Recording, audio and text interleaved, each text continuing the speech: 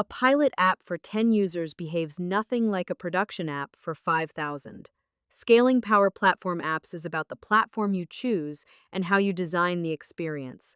For scale, Dataverse is usually the strongest foundation, supporting thousands of concurrent users more smoothly than lightweight data sources. SharePoint lists can struggle at larger sizes, and Excel should stay in the prototype stage. High-scale apps also need dedicated environments, isolated from noisy neighbors.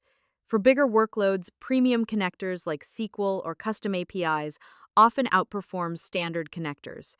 Design matters just as much. Paginate data. Do not load 50,000 rows into a gallery.